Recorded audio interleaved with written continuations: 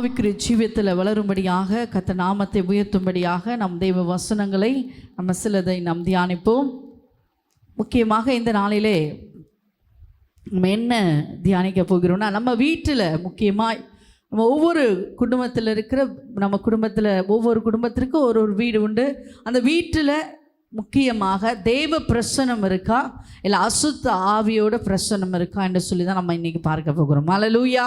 நம்ம வீட்டுகளில் நிறைய பேர் நம்ம என்ன எங்கள் வீட்டில் நல்ல சுத்தமாக பரிசுத்தமாக இருக்குது, தெய்வ பிரசனம் இருக்குன்னு சொல்லி நான் உணர்வோம். ஆனால் ஒரு சில வீடுகளில் என்னதான் லைட் போட்டாலும் ஒரு வீடு நம்ம ஃபீல் பண்ணுவோம், ஏதோ ஒரு இருள் இருக்க மாதிரி இருக்கே, இருளாகவே இருக்கே அப்படின்னு சொல்லி ஒரு சில வீடுகளில் நம்ம பார்ப்போம். அது வாடகை வீடோ அல்லது சொந்த வீடோ ஒரு சில ஃபீல் பண்ணுவோம். நம்ம ஒரு சில வாடகை வீடுகள்லாம் போகும்போது நாங்கள் ஒரு சில வீடுகள் நாங்கள் செபிக்க போகும்பொழுது அந்த வீடுகளில் இருள் இருக்கிறது போல், இருள் சூழ்ந்திருக்கிறது போல் நாங்கள் ஃபீல் பண்ணுவோம். அல்லேலூயா.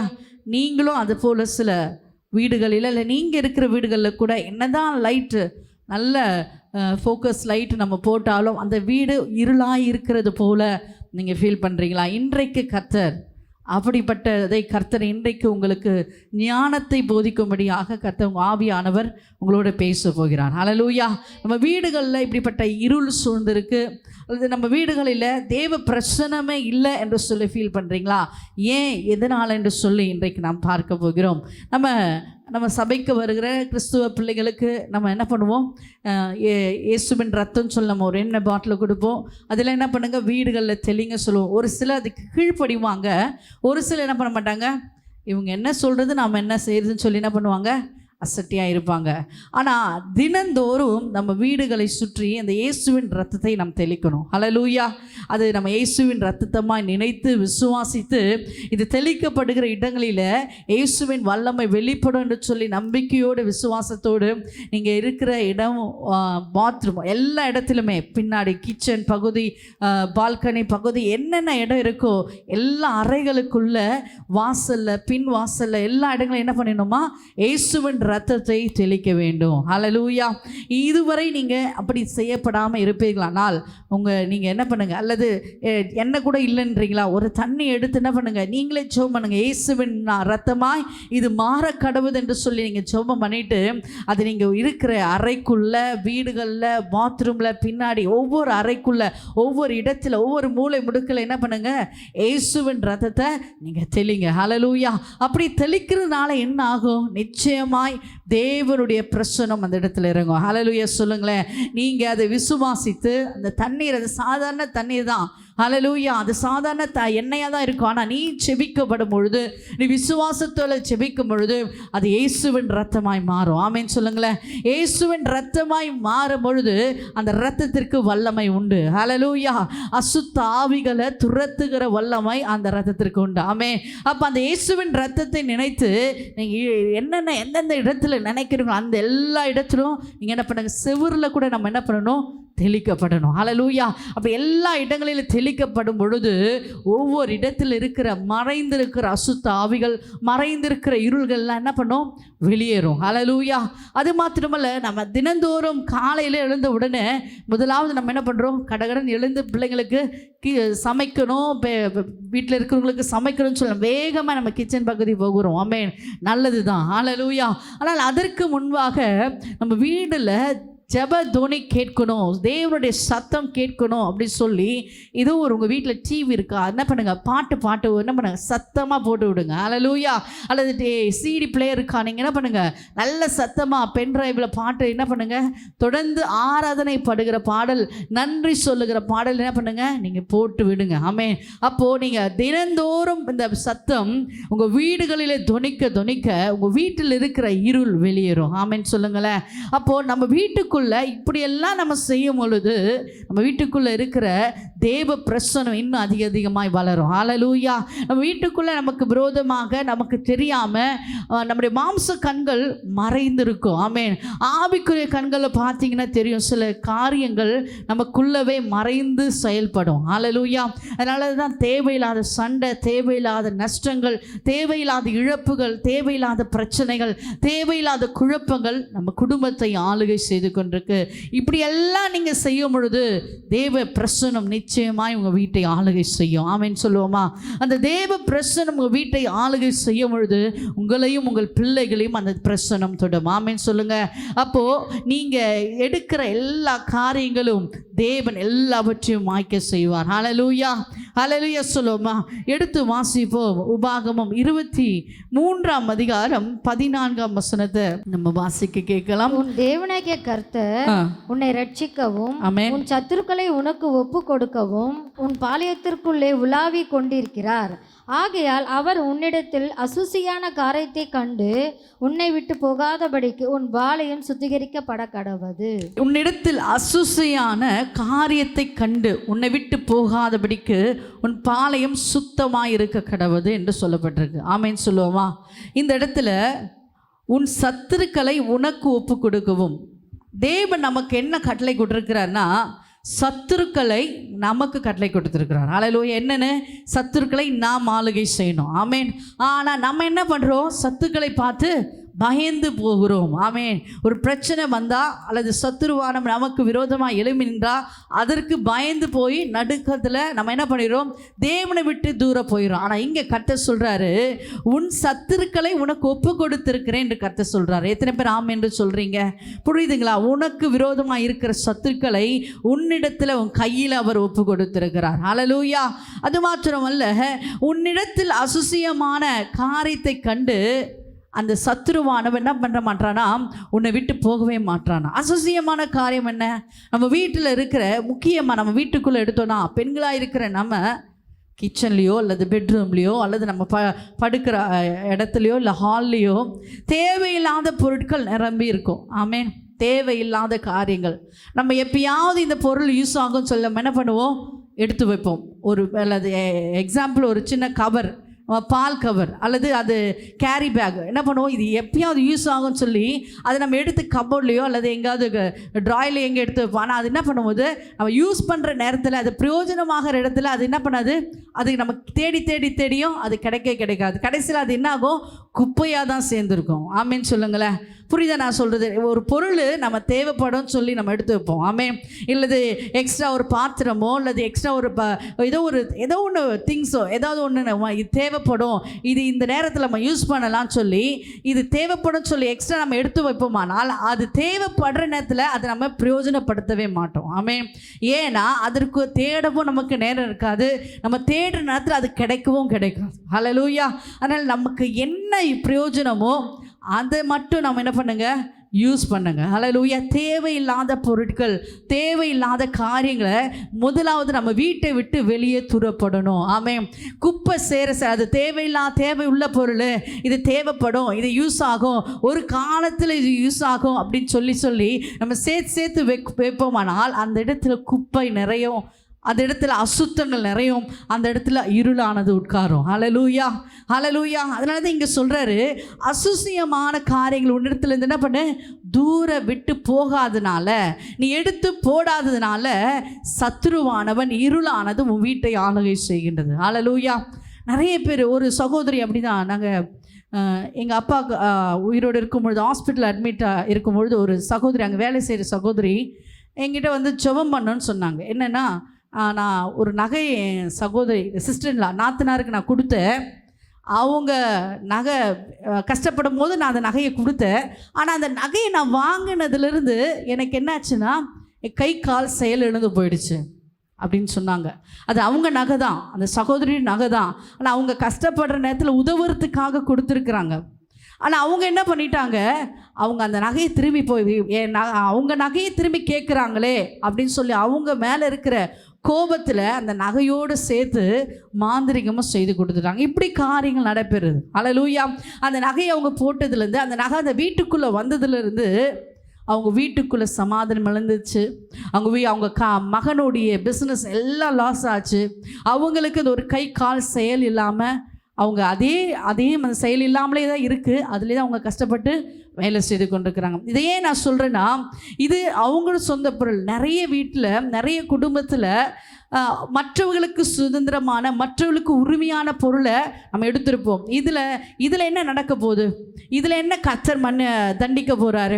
மற்றவர்கள் சொத்தில் அவங்களுக்கு ஒரு 1/4 கிரவுண்டு கொடுக்க வேண்டியது நம்ம என்ன பண்ணுவோம்? 3/4 கிரவுண்டு எடுத்துருப்போம். நமக்கு சொந்தமான 1/2 கிரவுண்டு ப்ளஸ் எக்ஸ்ட்ரா நம்ம 1/4 கிரவுண்டு எடுத்துருப்போம். அல்லது அவங்களுக்கு சொந்தமான பணத்தை கொஞ்சமாக இருக்கும், ஒரு 10,000 தான் சொல்லுங்கள், ஒரு 2,000 தான் சொல்லுங்கள், அவங்களுக்கு சொந்தமானதை நாம் எடுத்திருப்போமானால் அதுக்குள்ளே என்ன வரும்? இருள் வரும். ஏன்னா அவங்க அந்த குமுறல் நமக்கு பில்லி சூனியமாய் மாந்திரிகமாய் வரும். ஹல்லேலூயா.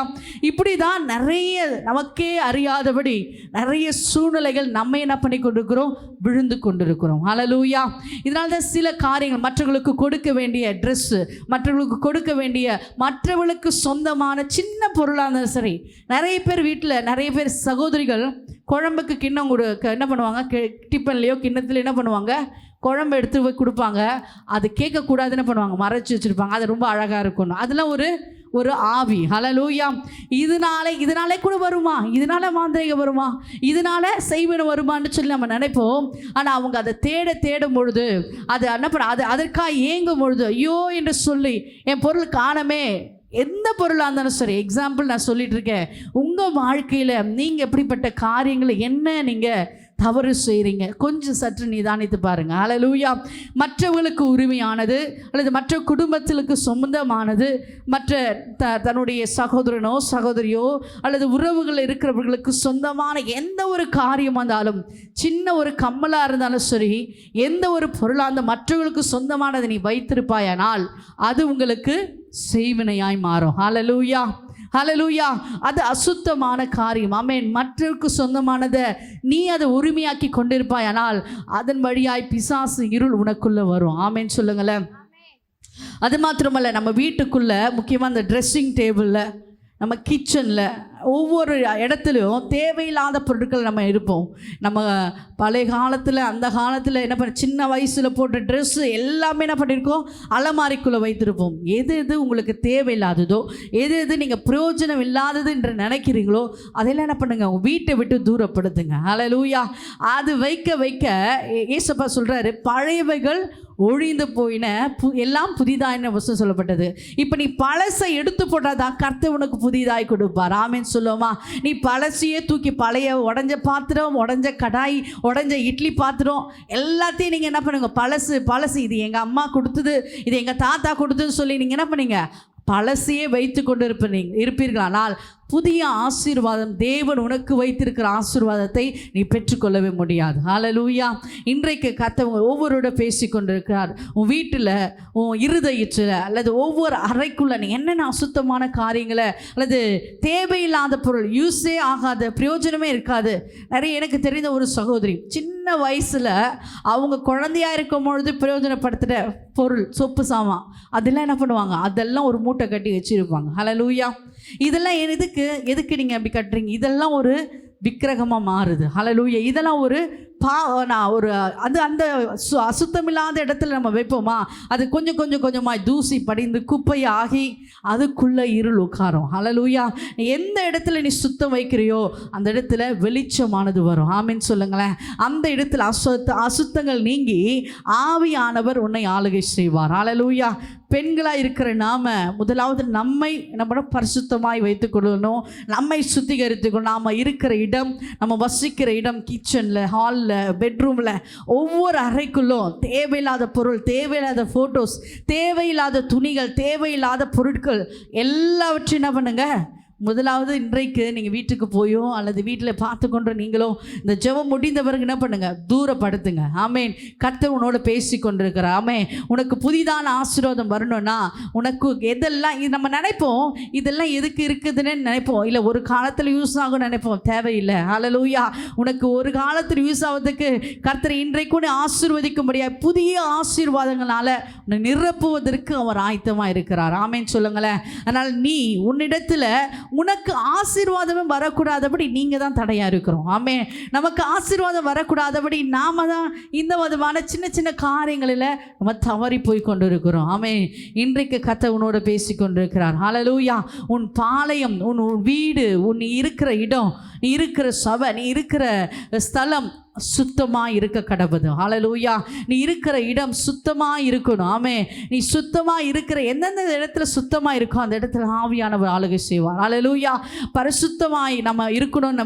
நம்ம இருதயம் பரிசுத்தமாக இருந்தால் இருதயத்தில் வாசம் செய்வார். நம்ம வீடு சுத்தமாக இருந்தால் ஆவியானவர் ஆளுகை செய்வார். ஹல்லேலூயா. கரங்களை தட்டி கர்த்தரை மகிமைப்படுத்துவோமே. நல்ல கரங்களை தட்டி கர்த்தரை மகிமைப்படுத்துவோம்.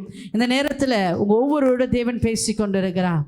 தேவையில்லாத குப்பை, தேவையில்லாத பொருட்கள், தேவையில்லாத யூஸே இல்லாத பொருள், யூஸே இல்லாத டிவி, யூஸே இல்லாத என்னென்ன பொருள் சேரில் உடஞ்சி போயிருக்கும். அந்த சேரை நம்ம என்ன பண்ணிப்போம், இது எப்பயா யூஸ் ஆகும், இது இல்லை காய்லாங்கடையில் போட்டால் இது பணம் வரும்னு சொல்லி அதை நம்ம வச்சுட்டே இருப்போம். போடுறதுக்கும் மனசும் இருக்காது. அதை எடுத்துகிட்டு போய் போடணுமே ஒரு சோம்பேறித்தனமாக இருக்கும். அதனால் எல்லாத்தையும் என்ன பண்ணுங்கள், தூரப்படுங்க. நஷ்டமானாலும் பரவாயில்ல, நீங்கள் தூரப்படுங்க.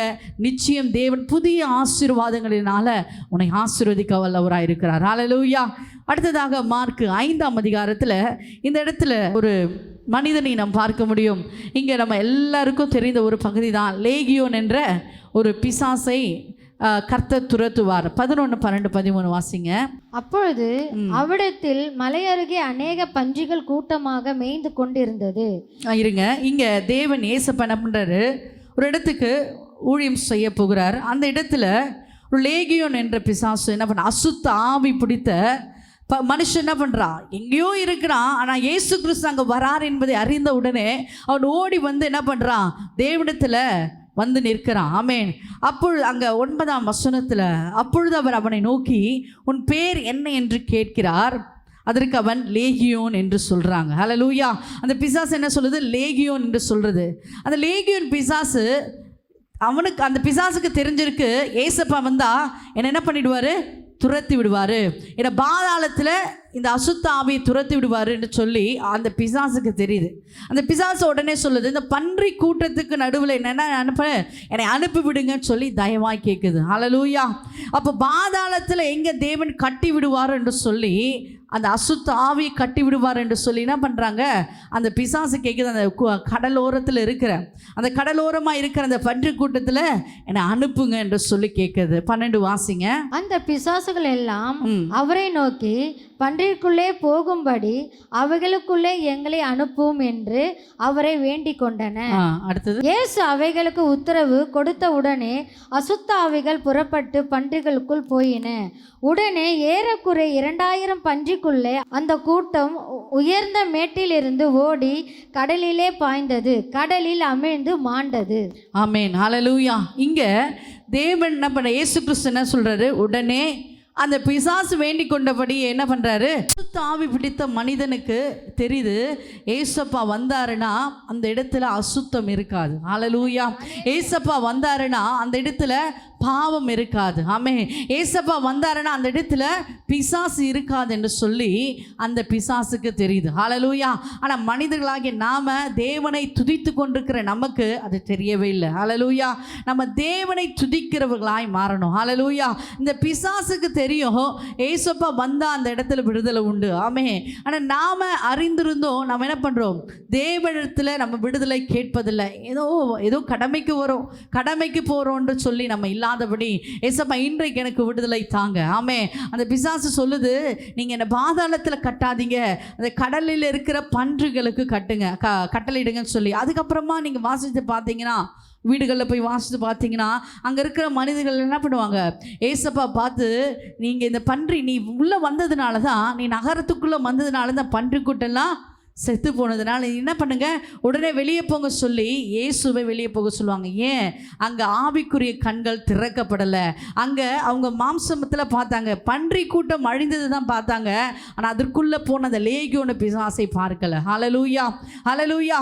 இன்றைக்கு இந்த இடத்துல இயேசுவுக்கு இடம் இல்லைன்னா நிச்சயம் அந்த இடத்துல விடுதலை இல்லை. ஹல்லேலூயா சொல்லுவோமே. அதே மாதிரி தான் உங்கள் வீடுகளுக்குள்ள எந்தெந்த இடத்துல அசுத்தங்கள் இருக்கும், எந்தெந்த இடத்துல பாவங்கள் இருக்கும், இருக்கோ, எந்த இடத்துல பரிசுத்தம் இல்லாமல் இருளாக இருக்கோ, நிச்சயமாய் தேவன் அந்த இடத்துல வாசம் செய்யவே மாட்டார். ஹல்லேலூயா. அந்த இடத்துல பரிசுத்தம், அந்த இடத்துல சுத்தமாக இருக்குமானால் ஆவியானவர் நிச்சயம் ஆளுகை செய்வார். ஹல்லேலூயா, ஹல்லேலூயா. இதற்கு முன்பாக ஒரு வீட்டுக்குள்ளே இருந்தோம். ராயபுரம் பகுதியில் ஒரு வீட்டில் நாங்கள் ஊழியம் செய்வதற்காக நாங்கள் சைதாப்பேட்டிலிருந்து நாங்கள் ராயபுரத்துக்கு வந்திருந்தோம். அந்த வீடு நாங்கள் இருக்க நாங்கள் ஊழியம் செய்து கொண்டிருக்கோம். நைட்டில் படுக்கும்பொழுது மட்டும் ஒரு சின்ன சத்தம் கேட்டுகிட்டே இருக்கும். அந்த வீடு ஒரு பெட்ரூமில், பிள்ளைங்க படுக்கிற ரூமில், அந்த இடத்துல பரணையில் ஏதோ ஒரு ஆவி உட்கார்ந்துட்டு இருக்க மாதிரியும். சரி, பிள்ளைங்க சொல்கிறத நாங்கள் என்ன பண்ணலை, அதை நம்பலை. பிள்ளைங்க சும்மா விளையாட்டாக சொல்கிறாங்க வளருது சரின்ட்டு நாங்கள் என்ன பண்ணோம், அந்த பெட்ரூமில் போய் படுத்தோம். ஒரு நாள் படுத்திருக்கோம். கரெக்டாக 1 மணிக்கு என்ன பண்ணுச்சு, அந்த பிசாசு என் காலை சீண்டுச்சு. இது பிசாசு தான் தெரிஞ்சு என்ன பண்ணிட்டோம், நாங்கள் கடிந்து அந்த அன்று இரவே என்ன பண்ணாங்க, எழுந்திருந்து நாங்கள் கடிந்து ஜெபம் பண்ணோம். ஹல்லேலூயா. கர்த்தருடைய பிள்ளைகள், பரிசுத்த ஆவியானவர் பிரவேசிக்கிற கர்த்தருடைய பிள்ளைகள் இருக்கிற இடத்துல, அந்த இடத்துல என்ன இருக்கக்கூடாது, அசுத்த ஆவி இருக்கக்கூடாது. ஆமென். அதற்கு முன்பாக என்ன ஏதுன்னு சொல்லி அங்கே ஹவுஸ் ஓனர்கிட்ட விசாரித்தோமானால், அந்த இடத்துல ஹவுஸ் ஓனருடைய அண்ணன் இறந்து போய் அந்த ஆவி அந்த இடத்துல சுற்றிட்டு இருக்கு. ரொம்ப வருஷமாக அந்த வீடு பூட்டப்பட்டிருந்தது. நீங்கள் தான் அந்த இடத்துல என்ன பண்ணீங்க, ரொம்ப வருஷத்துக்கு அப்புறமா நீங்கள் குடி வந்திருக்கீங்க சொன்னாங்க. அதுக்கப்புறமா கடிந்து ஜெபம் பண்ணோம். கிச்சன் பரணையில் உட்காந்துட்ருக்கோம். எங்கள் பிள்ளைங்க பெட்ரூமில் உட்காந்துருக்கு. அதுக்கப்புறம் பிள்ளைங்களுக்கு என்ன பண்ணோம், பயம் இதெல்லாம் போக்கும்படியாக ஜெபம் பண்ணி தைரியமாக நீங்கள் படுங்க, கர்த்தர் ஆவியானவர் இருக்கிறான்னு சொல்லி ஜெபிக்க அந்த அசுத்த ஆவி வெளியே போனது. ஹல்லேலூயா. இதே மாதிரி தான் உங்கள் வீடுகளுக்குள்ளே ஏதோ ஒரு ஆவி நடந்து போகிறது போல் இருக்கா, ஏதோ ஒரு பெண் சத்தம், அந்த கொலுசு சத்தம் கேட்குறதா, அந்த இடத்துல எல்லாம் என்ன பண்ணுங்க, துதியின் சத்தத்தை எழுப்புங்க. ஹல்லேலூயா. அந்த இடத்துல அசுத்தமான காரியம் என்ன இருக்குன்னு சொல்லி ஃபஸ்ட்டு என்ன பண்ணுங்க, நிதானித்து பாருங்க. ஆமேன்னு சொல்லுங்களேன். நிச்சயமாய் நீங்கள் இருக்கிற இடம், அந்த இடம் பரிசுத்தமாய் ஆகும். ஹல்லேலூயா. நீங்கள் ஜெபிக்க நீங்கள் துதிக்க வீடுகளுக்குள் இருக்கிற இருள் எல்லாம் வெளியே போகும். ஹல்லேலூயா. நிறைய வீடுகள் கட்டப்படாமலே இருக்கும், பாதி கட்டப்பட்டு என்ன பண்ணுங்க அப்படியே ஸ்டாப் ஆகிருக்கும். நேற்று தினத்தில் ஆந்திரா பகுதியில் ஒரு இடத்துக்கு போயிருந்தோம். அந்த ஊழியம் செய்கிற ஊழியக்காரர்கள் ஒரு இடத்துல வீடு சபை கட்டியிருக்காங்க. இன்னொரு இடத்துல வாங்கி அது என்ன பண்ண பாதியாகவே நின்று இருக்குது. அந்த இடத்துல போய் ஜெபிக்கும் பொழுது பார்த்தோம், பயங்கரமான இருளின் கட்டு. ஹல்லேலூயா. பயங்கர செய்வினை கட்டு. அந்த இடத்துல சபை வரக்கூடாதபடி, அந்த இடத்துல யாருமே இருக்கக்கூடாது சொல்லி விரோதமாய் செய்வினை கட்டுகள் கட்டப்பட்டிருந்தது. அதுக்கப்புறம் நாங்கள் நல்லா ஜெபம் பண்ணி அந்த இடத்துல இருக்கிற எல்லா ஆவிகளை என்ன பண்ண கட்டி ஜெபித்தோம். ஹல்லேலூயா. இப்படி தான் நிறைய வீடுகள், என் வீடு இன்னும் கட்டப்படாமலே இருக்குது, அதன் தேவைகள் சந்திக்கப்படாமலே இருக்குது.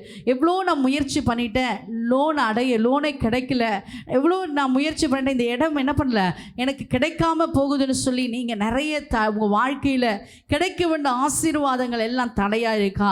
இன்றைக்கு என்ன பண்ணுங்க, நீங்கள் ஜெபம் பண்ணுங்க. ஆவியானவர் உங்களை பரிசுத்தமாக்கி நிச்சயமாய் உங்களுக்கு கிடைக்க வேண்டிய ஆசீர்வாதங்கள் நிச்சயம் கிடைக்கும். ஹல்லேலூயா. இந்த லேகியோன் பிசாசு தேவனிடத்தில் கேட்டுக்கொண்டான், நான் கடலுக்குள்ளே போகணும். ஆனால் அங்கே இருக்கிற மனிதர்கள் பன்றி அழிந்ததுன்னு சொல்லி தான் பார்த்தாங்க.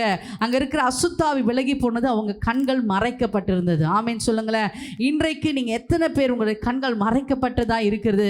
நீங்கள் ஆவிக்குரிய கண்களை திறந்து பாருங்கள். வீட்டில் என்னென்ன அசுத்தங்கள் இருக்குது, வீட்டுக்குள்ளே என்னென்ன காரியங்கள் மறைந்திருக்கு, தேவன் ஆசீர்வதிக்க கூடாதபடி, நீ புதிய ஆசீர்வாதங்கள் பெற்றுக்கொள்ளக்கூடாதபடி என்னென்ன ஆசீர்வாதங்கள் தடையாக இருக்குன்னு சொல்லி நீங்கள் பாருங்கள். நிச்சயம் தேவன் உங்களுக்கு வெளிப்படுத்துவார். ஹல்லேலூயா.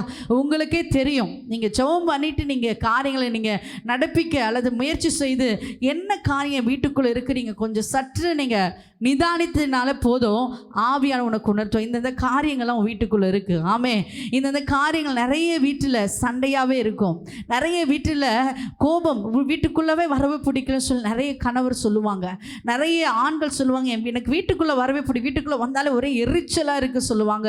வீட்டுக்குள்ளே வந்தாலே சண்டை போடணும்னு சொல்லுவோம், மனைவி முகத்தை பார்த்தாலே சண்டை போடணும்னு சொல்லுவாங்க. அப்படி வீட்டுக்குள்ளே பிரச்சனைகள் இருக்கா? இன்றைக்கு சகோதரிகளாக இருக்கிற நீங்கள் சற்று நிதானித்து பாருங்க, என் வீட்டுக்குள்ள என்ன இருக்கு. ஆமென். தேவனுக்கு பிரியமில்லாத காரியம், அது துணியாக இருக்கலாம், பொருளாக இருக்கலாம், அது விலை உயர்ந்த பொருளாக இருக்கலாம், அல்லது உங்கள் மூதாதையர்கள் தொடர்ந்து வந்த பொருளாக இருக்கலாம். ஹல்லேலூயா. அல்லது உங்களுடைய பாட்டனார் உங்களுக்கு அன்பாய் கொடுத்த ஒரு பொருளாக இருக்கலாம். ஒரு சகோதரி குடும்பத்தில் ஒரு கல் நாங்கள் வீட்டில் போய் ஜெபிக்கும் பொழுது அந்த கல் இருந்தது. அந்த கல் ரொம்ப விலை உயர்ந்த கல், அது ஒரு சாதாரணமாக தான் இருக்குது, அது அவங்களுக்கு ரொம்ப விசேஷமான கல்லாக இருந்தது. இது எங்கள் வீட்டில் ரொம்ப எங்கள் தாத்தா பாட்டி தொடர்ந்து பரம்பரையாக வச்சுட்டு இருக்காங்க இந்த கல் அப்படின்னு சொல்லி அந்த கல்லை வச்சு அப்படியே கீழே விழுறாங்க. ஹல்லேலூயா. அந்த சகோதரர் அந்த கல்லை கிட்ட கொண்டு போனாலே அந்த சகோதரர் என்ன பண்ணுறாங்க, அப்படியே கீழே ரியாக்ட் ஆகுறாங்க. அப்போது அந்த கல் என்ன பண்ணுது, அவங்க அதை விக்கிரகமாய் பார்த்ததுனால அதுவே அவங்களுக்கு விரோதமாய் மாந்திரிகமாய் மாறி இருக்கு. ஹல்லேலூயா. நான் உடனே ஜெபம் முடிந்த பிறகு அந்த கல்லை என்ன பண்ணுங்க, நீங்கள் தூர தூக்கி போடுங்க, தேவன் நிச்சயம் உங்களை ஆசீர்வதிப்பார் சொன்னோம். அதே மாதிரி அவங்க தூக்கி போட்ட உடனே தடைப்பட்ட ஆசீர்வாதங்கள் எல்லாம் நிச்சயம் அவர்களை பெற்றுக்கொண்டிருக்கார்கள். ஹல்லேலூயா.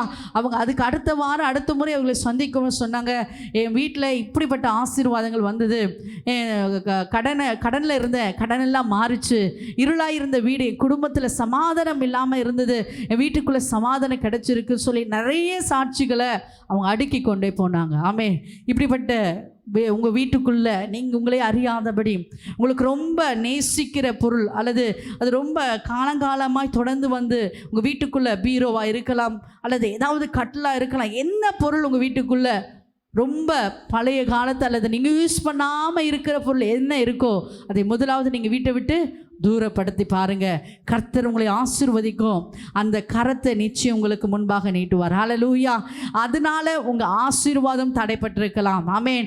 அதனால் உங்கள் குடும்பத்தில் சமாதானம் குறைவாக இருக்கலாம். ஆமேன். அதனால் தேவன் உங்கள் வீட்டுக்குள்ளே பிரவேசிக்க கூடாதபடி, தேவ பிரசன்னம் உங்கள் வீட்டுக்குள்ளே இல்லாதபடி அசுத்த ஆவி நிறைந்ததாக இருக்கலாம். ஆமேன். அந்த பொருளினால் உங்கள் வீட்டுக்குள்ளே இருள் சூழ்ந்திருக்கலாம். ஆமேன். அது எந்த இடத்துல இருந்தாலும், அது ஒரு மூளை தானே இருக்குது, அதுக்கு அந்த பின்னாடி இருக்குது, அது பரணையில் இருக்குது, அது மொட்டை மாடியில் இருக்குன்னு சொல்லி நம்ம அசால்ட்டாக இல்லாதபடி இன்றைக்கே என்ன பண்ணுங்க, என்ன பொருளாக இருந்தாலும் அது உடனே என்ன பண்ணுங்க, தூர விலக்கி போடுங்க. ஆமென். ஹல்லேலூயா. ஹல்லேலூயா. நீங்கள் தூரப்படுத்தி பாருங்க, நிச்சயம் தேவன் உனக்காய் வைத்திருக்கிற ஆசீர்வாதங்கள் அதை தடையில்லாமல் கிடைப்பதை, அதை தடையில்லாமல் நீங்கள் அதை ஆசீர்வதிக்கப்படுவதை உணர முடியும். கரங்களை தட்டி கர்த்தரை மகிமைப்படுத்துவோமா? கரங்களை தட்டி கர்த்தரை மகிமைப்படுத்துவோம். ஆனால் கர்த்தர் அந்த உபாகமத்தில் சொல்கிறாரு, மீன் அதை வாசிங்க. உபாகமம் 23ஆம் அதிகாரம் வாசித்து முடிப்போம். உன் தேவனாகிய கர்த்தர் உன்னை ரட்சிக்கவும், ஆமென், உன் சத்துருக்களை உனக்கு ஒப்பு கொடுக்கவும், ஆமென், உன் பாளையத்துக்குள்ளே உலாவி கொண்டிருக்கிறார்.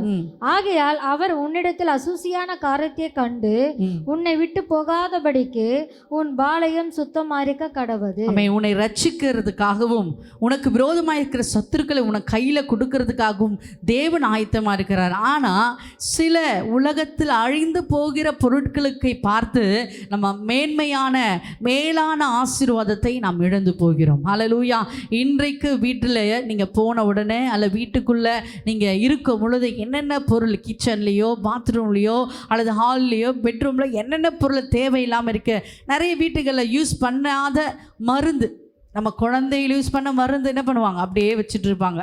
அது எக்ஸ்பைரி ஆகிட்டு இருக்கும். ஆனால் அது எடுத்து போட இவ்வளோ காசு கொடுத்து வாங்கிட்டோமே, கொஞ்ச நாள் இருக்கட்டும் சொல்லி நம்ம என்ன பண்ணுவோம், அதை அப்படியே வச்சுட்ருப்போம். அதை எல்லாம் என்ன பண்ணுங்கள், முதலாவது தூரப்படுத்து. ஹல்லேலூயா.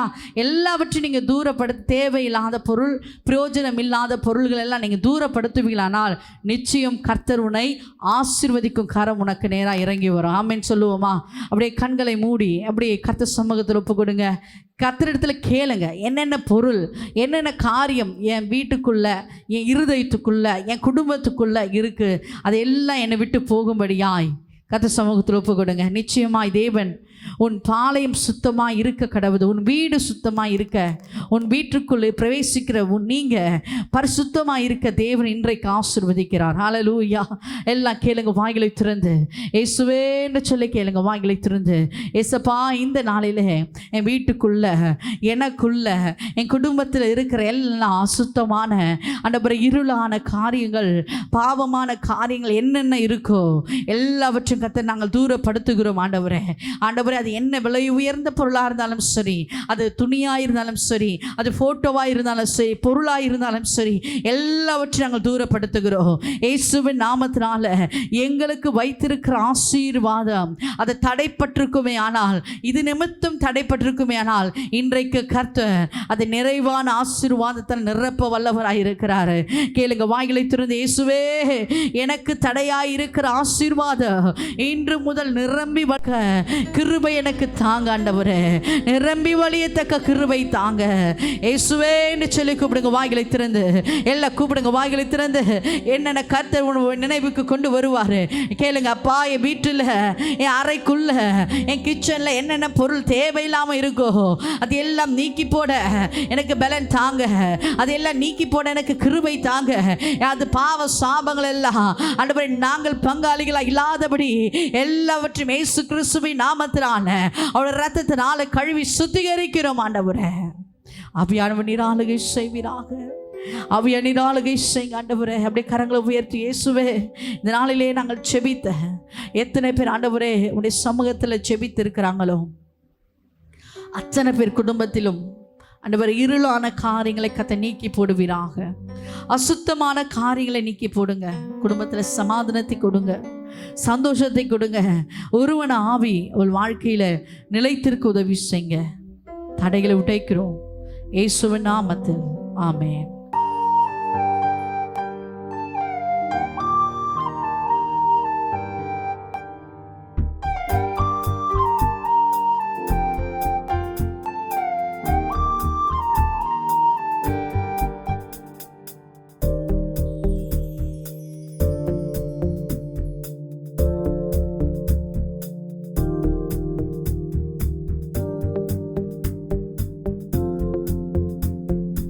மிகவும் பிரியமான நித்தியம் டிவி நேயர்களே, ஆண்டவராகிய இயேசுவின் நாமத்தில் உங்களை வாழ்த்துகிறோம். பெண்களுக்கான விசேஷித்த கூடுகை வெள்ளிதோறும் பிற்பகல் 12 மணி முதல் 1 மணி வரை நடைபெறும். மணவாளனை சந்திக்க விளக்கையும் எண்ணெயையும் எடுத்து சென்ற புத்தியுள்ள கன்னிகையாய் மாறுவோம். கர்த்தர் உங்களை மென்மேலும் ஆசீர்வதிப்பார்.